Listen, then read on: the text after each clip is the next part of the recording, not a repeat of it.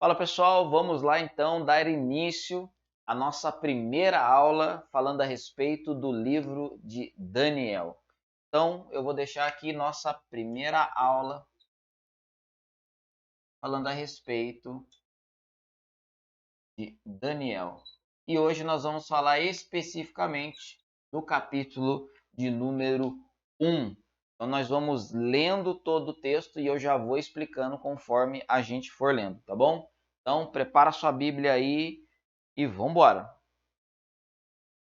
Daniel capítulo 1, versículo 1 diz: No terceiro ano do reinado de Jeoaquim, rei de Judá, Nabucodonosor, rei da Babilônia, veio a Jerusalém e a sitiou. O Senhor Jeová entregou em sua mão a Jeoaquim, rei de Judá, e parte dos objetos sagrados da casa de Deus levou à terra de Sinar, para a casa do seu Deus, e os vasos os levou à casa do tesouro dos seus deuses. E é legal, e aqui a gente já começa, é o templo de Bel, tá? Então vamos colocar aqui Daniel capítulo 1, versículo 2.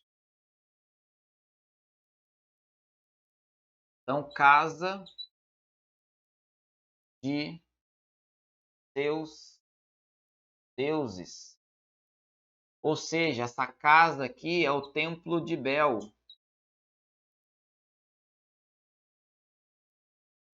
Esse Bel é o principal deus dos babilônios, tá bom? Então eu vou marcar aqui, ó. Bel é o principal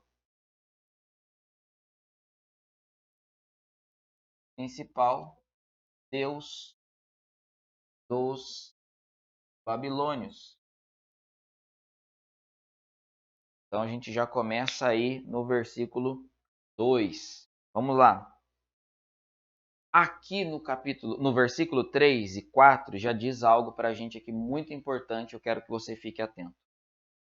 O rei ordenou a Aspenaz, chefe dos criados, que lhe trouxesse alguns dos jovens filhos de Israel, de ascendência real e de família nobre, jovens sem qualquer defeito, de boa presença, dotados de entendimento em toda a ciência, entendidos em conhecimentos e que tivessem a capacidade suficiente para estar no palácio, aos quais Aspenaz deveria ensinar as letras e as línguas dos caldeus.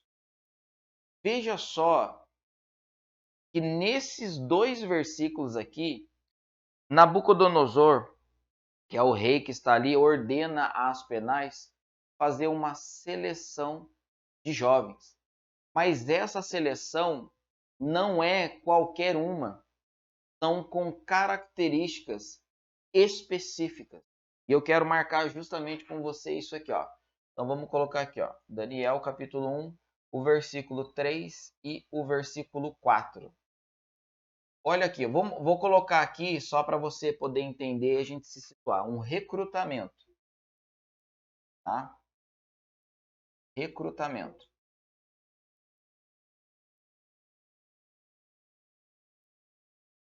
Agora, veja só as características junto comigo. A família nobre, tá? Família nobre.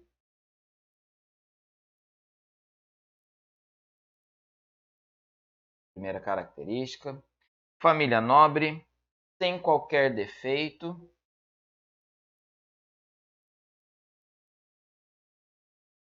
Sem qualquer defeito. Então, são características específicas e bem importantes, né? Boa presença.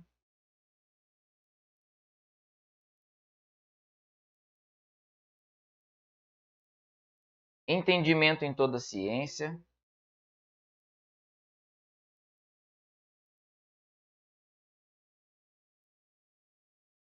Entendimento em toda ciência. Entendidos em conhecimento. Vou colocar aqui, entendidos em conhecimento. Eu abreviei aqui, tá, gente? Então, aqui também é entendido em, aqui toda a ciência, aqui conhecimento. e que tivessem agora capacidade, olha aí, tivessem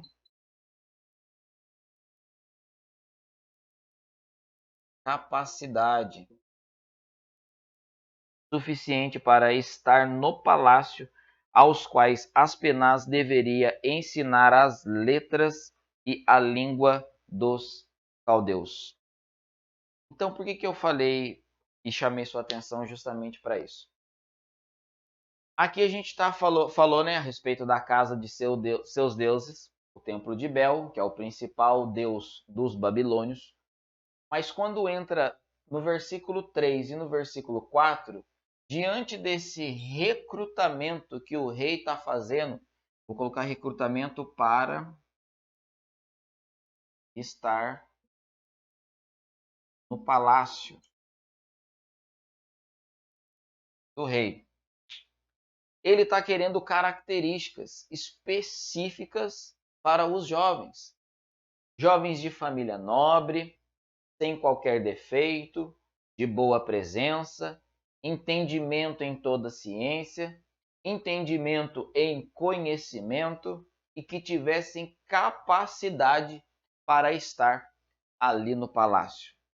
E quando eu olho para essas características, eu pergunto a você: aonde é que eu encontro jovens com essas características? Na sua casa. O seu filho, a sua filha, nas igrejas, pessoas que estão jovens, que estão se capacitando cada vez mais para estar na presença do Rei dos Reis e Senhor dos Senhores. Quando eu falo de Egito,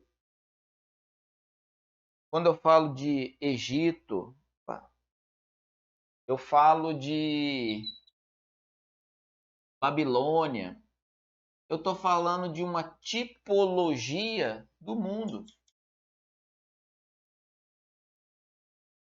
Então, a pessoa que está usando droga, ela já está no mundo.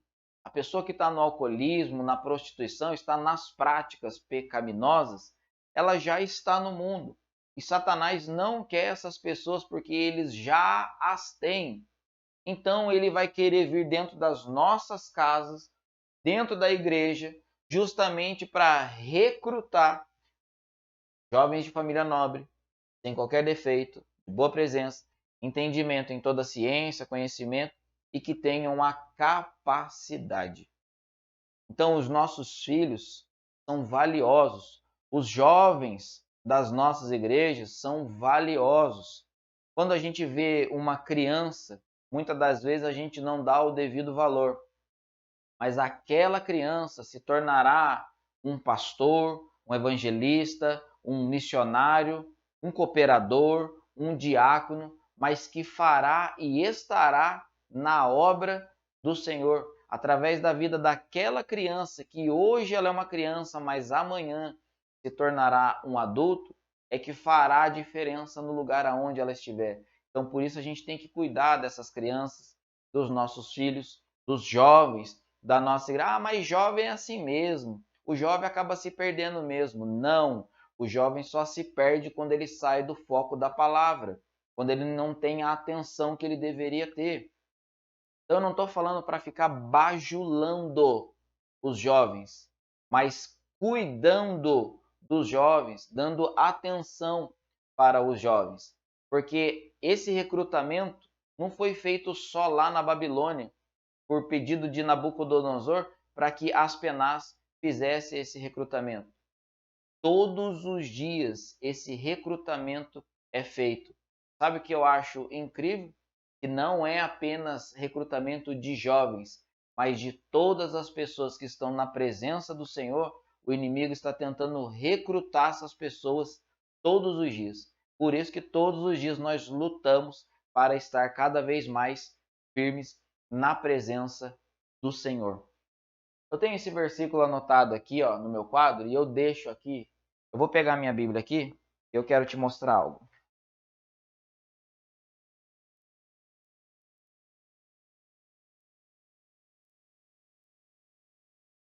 1 Coríntios, capítulo 10,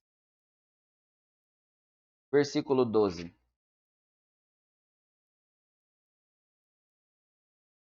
Olha só.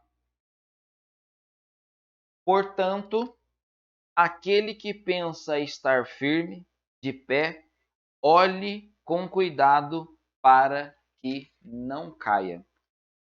Eu deixo ali todos os dias para saber que eu estou de pé, mas que eu preciso tomar cuidado para que eu não caia. Então eu deixo sempre, todas as minhas aulas, você vai ver esse versículo fixo ali no cantinho. Que é todas as vezes que eu olhar para ele para eu lembrar, eu estou de pé, mas eu preciso olhar atento para que eu não caia. Então, fica esse versículo aí para você, tá bom? Então vamos lá na continuidade. Então, só o versículo 3 e o versículo 4 aqui já deu para você entender um pouquinho aí, né? A importância dessas características. O pedido está sendo específico. Específico. Versículo 5. E o rei destinou-lhes uma provisão diária de alimentos da comida reservada à mesa real e do vinho que ele bebia. Assim, deveriam alimentá-los por 3 anos e, após aquela preparação, poderiam apresentar-se a serviço do rei. Isso aqui eu acho legal. Alimentos da comida reservada à mesa do rei e o vinho que ele bebia, assim deveriam alimentá-los por 3 anos. E após esse período de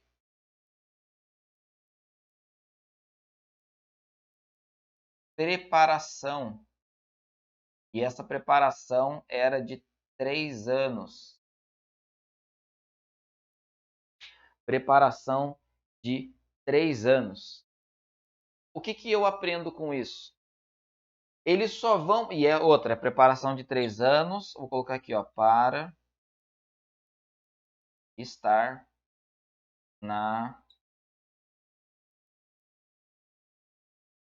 presença do rei, tá?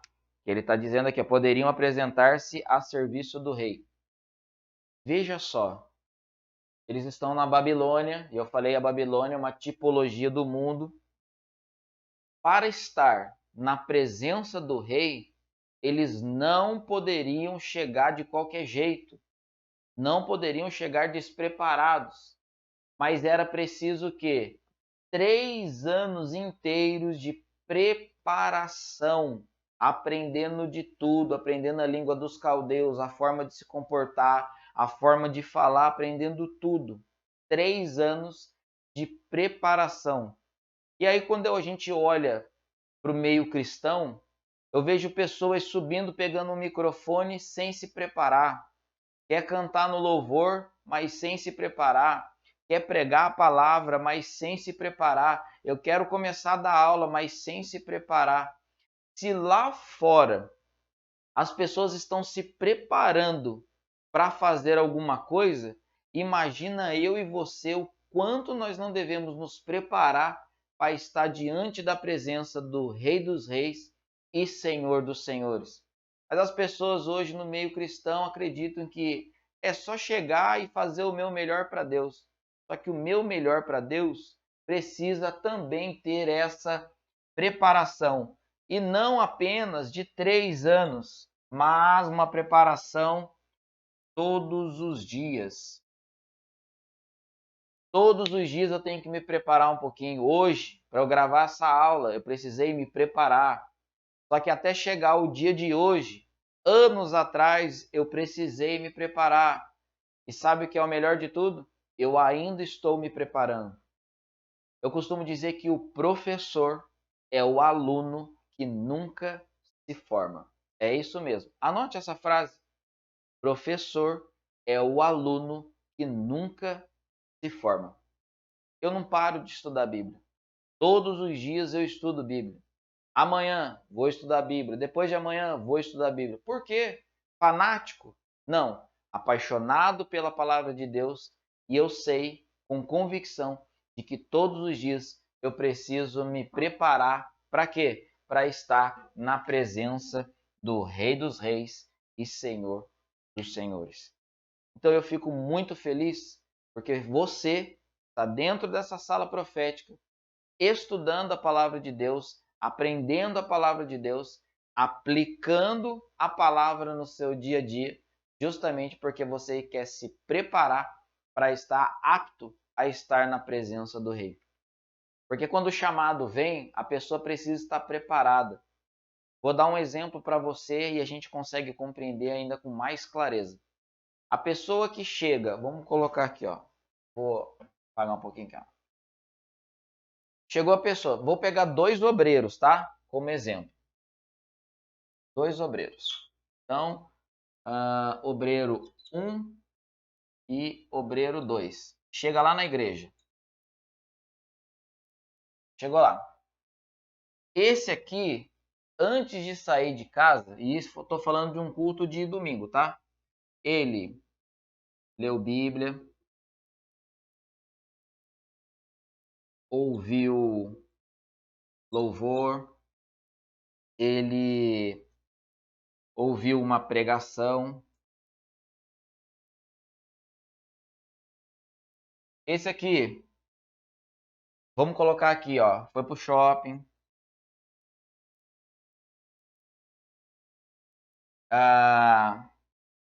viu TV, Netflix, celular. Vou colocar só esses exemplos.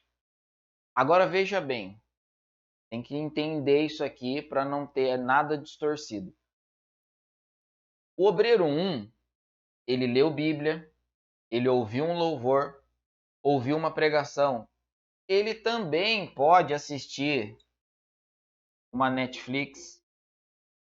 Pode, desde que o conteúdo seja bom, né? Logicamente. Ele pode mexer no seu celular, no celular que fala a respeito de rede social. A grande diferença é, não está errado ir no shopping. Ele também pode ir no shopping. Deixa eu colocar aqui. Ele também pode ir no shopping. E no shopping não está errado. Ver TV não está errado. Netflix e celular também não está errado. Qual é a grande diferença? Isso aqui, ó. Por que que ele fez isso aqui?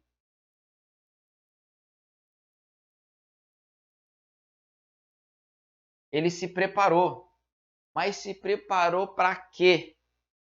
Para que quando a oportunidade chegasse para ele, ele estivesse pronto. Por quê? Esses 2 obreiros foram para a igreja.